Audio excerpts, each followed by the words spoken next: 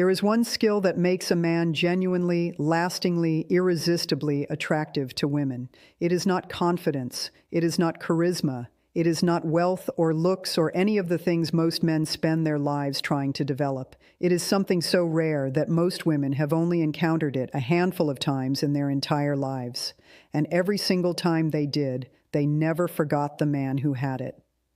What we're covering today is this one skill, broken down into its specific components, rooted in neuroscience and attachment psychology, and explained in practical terms that you can actually begin developing starting today.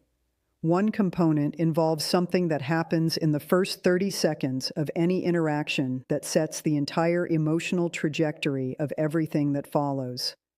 Another involves what you do when she shares something difficult, and why most men get this completely backwards. And the climax reveals the deepest truth about why this skill is so rare, and why the men who develop it become genuinely unforgettable. Stay with me. Here is the honest premise. Most attraction advice focuses on what to say, what to wear, how to carry yourself, what to text, when to call. All of that is surface. The one skill that creates genuine, lasting, deeply felt attraction operates at a completely different level. It is not about what you do. It is about the quality of presence you bring, the specific, rare, immediately detectable quality of a man who is genuinely, completely, fully there. Today we break down exactly what that means and exactly how to build it. 7 components. Real psychology. Let's get into it. Bold claim. The skill that makes men irresistibly attractive is full presence, the complete, undivided, genuinely engaged quality of being entirely in the moment with another person. And it is so rare in modern human interaction that encountering it produces an immediate, powerful, and lasting response. Here is the neuroscience.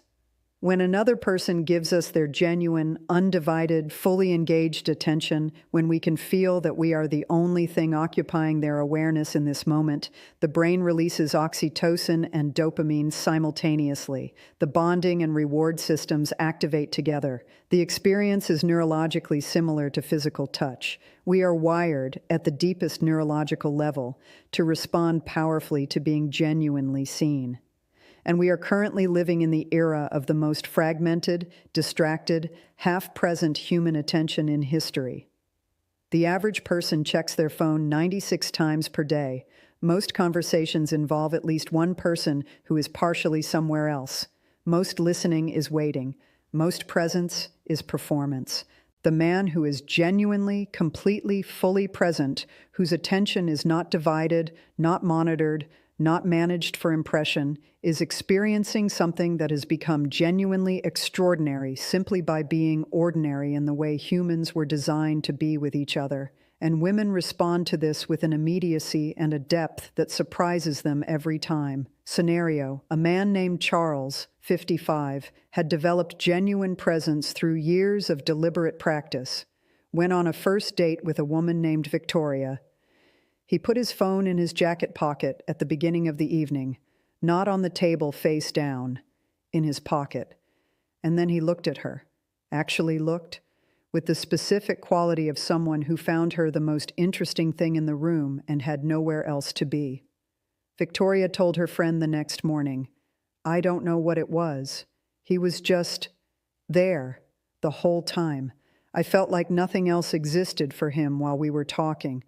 I can't remember the last time someone made me feel that." Charles hadn't said anything remarkable. He had simply arrived completely. Bold claim. The most important moment of any interaction is not the first word you say. It is the quality of presence you establish before any word is spoken. And most men skip this entirely. Here is the psychology. The nervous system evaluates social environments continuously and automatically through what Stephen Porges calls neuroception, assessing whether the people present are safe, settled, or threatening before conscious awareness catches up. The man who arrives in an interaction already fully present, who has put down whatever was occupying his mind before the interaction began, who is genuinely, completely in this moment rather than still partially in the last one, creates an immediate neurological safety signal that precedes anything he says. The man who arrives distracted, still mentally processing the previous conversation, still half thinking about something unrelated, still carrying the unfinished business of a busy day into the present interaction, communicates that distraction through his physical presence before he opens his mouth. She feels it, not consciously, in her nervous system. The difference between someone who is actually here and someone who is going through the motions of being here. The practice: before any significant interaction, take one deliberate breath and actually put down whatever you were carrying. Not perform putting it down, actually release it. Arrive completely in the present moment before the interaction begins. That transition from partial presence to complete presence is immediately detectable, and its detection is the beginning of genuine connection. Bold claim: the most attractive form of listening available, the kind that creates immediate, powerful bonding, is listening with the genuine intention of understanding rather than the habitual intention of responding. And most men have never practiced this distinction. Here is the psychology. Most listening is actually a form of processing, receiving words long enough to formulate a response, then waiting for the appropriate gap to insert that response. The other person's words are a stimulus for your own next contribution rather than information worth genuinely receiving. Genuine listening is entirely different. It follows the thread of what someone is actually meaning beneath their words. It notices the feeling underneath the content. It generates questions that go deeper rather than redirecting to your own experience. It stays with what was shared rather than immediately moving past it. The experience of being listened to in this way is so rare that most people can count on one hand the number of times they have genuinely felt it. Mini story. A man named Daniel had been in relationships his entire adult life where he was told he was a good listener. He assumed this was true. Then a therapist pointed something out. You listen to the problem and you immediately move toward the solution. You're not listening to her experience. You're listening for the information you need to solve it. Daniel tried something different. For 1 week, he listened without moving toward solutions. He stayed in whatever she was experiencing rather than working to resolve it. His partner said after 4 days, "I don't know what's different, but I feel like you're actually hearing me for the first time." Nothing had changed in his words. Everything had changed in the quality of his reception. Bold claim: the moment that either creates deep, lasting attraction or destroys its possibility is the specific moment when she shares something real. And the quality of your reception determines everything that follows. Here is the psychology. Brené Brown's foundational vulnerability research documents that genuine connection requires vulnerability, and that the experience of being vulnerable and received without judgment is one of the most neurologically significant social experiences available. When she shares something difficult, something that cost her something to say, something that carries genuine emotional weight, her nervous system is monitoring your response with extraordinary sensitivity.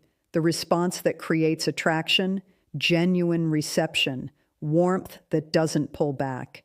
The specific quality of someone who found what she shared interesting rather than overwhelming, a question that goes deeper rather than redirecting, the response that destroys it, immediate advice, minimization, redirecting to your own experience. The subtle shift in energy that communicates her vulnerability was more than you knew how to hold. The man who can receive what she shares without flinching, without fixing, without the anxiety that makes him immediately try to resolve what she's feeling, becomes genuinely safe. And safety is the foundation of genuine attraction. Bold claim: the most attractive version of emotional presence in a man is not stoic imperviousness. It is the specific quality of being genuinely moved by things while remaining genuinely grounded.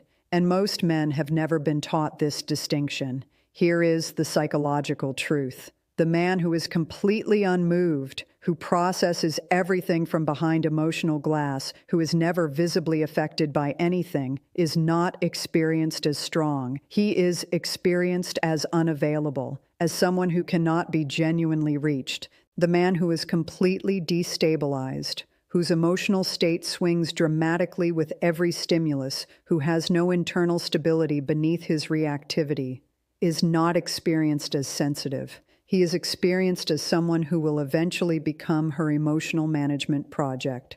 The attractive quality sits precisely between these two extremes. The man who can be genuinely moved, who lets things land, who is visibly affected by beauty or difficulty or humor or genuine connection while remaining internally stable, who feels without losing his footing. This specific combination, genuine feeling plus genuine stability, is one of the rarest and most attractive qualities available. And it is developed through the same internal work that produces every other component of full presence. The ongoing, honest practice of knowing yourself clearly enough that your emotional responses become information rather than emergencies. Bold claim, specific memory, retaining and referencing details she shared in ways that prove genuine attention, is one of the most immediately bonding behaviors available. And the reason it works reveals something profound about what full presence actually is. The neurochemistry is direct. When someone references something specific, we said, something we may have half forgotten ourselves, the brain releases oxytocin. Because being remembered is neurologically equivalent to being valued, and being valued is the primary experience that bonding requires. The man who asks, weeks after she mentioned it, how the difficult conversation with her mother went. Who references the book she mentioned in passing? Who remembers that she was nervous about something on a specific day and checks in afterward? This specific memory is not a technique to deploy. It is the natural consequence of being genuinely present when she spoke. When you are actually there, completely without division, what she says gets stored, because it was received rather than processed and released. Full presence is self-reinforcing. The more genuinely present you are, the more you remember. The more you remember, the more she feels genuinely seen. The more she feels genuinely seen, the deeper the connection. This is the truth reveal, the deepest insight, the one that explains why full presence is not just attractive, it is transformative. Bold claim, the reason full presence is the rarest and most attractive skill available to a man is that it cannot be faked, cannot be purchased, and cannot be shortcut. It is the direct, visible expression of a man's relationship with himself. And that relationship with yourself is the foundation of every connection you will ever have with anyone else. Here is the deepest truth. Full presence with another person is only possible when you have developed a certain quality of presence with yourself. The man who is internally divided, at war with his own history, anxious about his own worth, managing a gap between his presented self and his actual self, cannot be fully present with someone else. He is too occupied with his own internal management to genuinely arrive anywhere outside himself. The man who has done the genuine, honest, ongoing work of knowing himself, who has made peace with his history, accepted his complete picture, and built genuine internal stability, has internal space available for other people. He is not managing himself. He is simply himself. And that simplicity, the complete absence of the internal overhead of self-management, is what makes full presence possible. Mini story. A woman named Patricia, 46, tried to explain to her sister what made a man named Leonard, 63, unlike anyone she had encountered before. "He's completely there when he's with you," she said. "No part of him is somewhere else.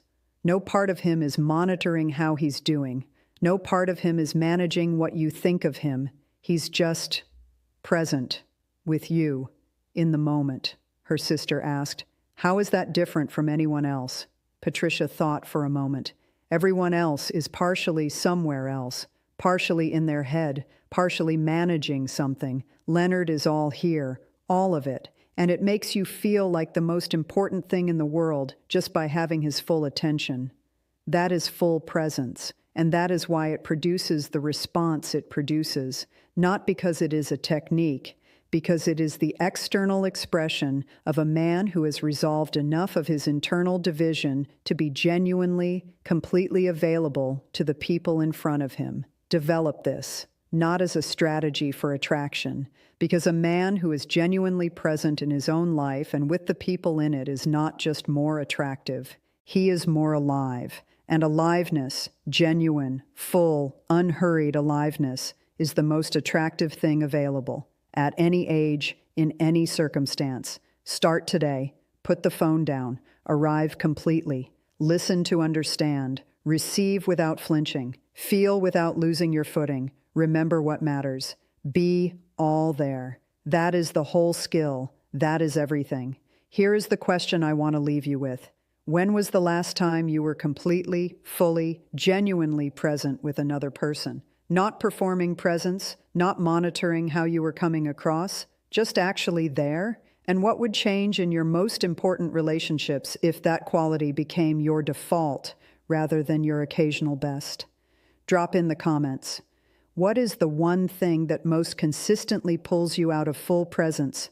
And what are you going to do about it? I read every single one. And if today gave you something genuinely worth building, subscribe. Every week we bring this level of depth and honesty to the questions that actually matter. See you in the next one. Be all there. It changes everything.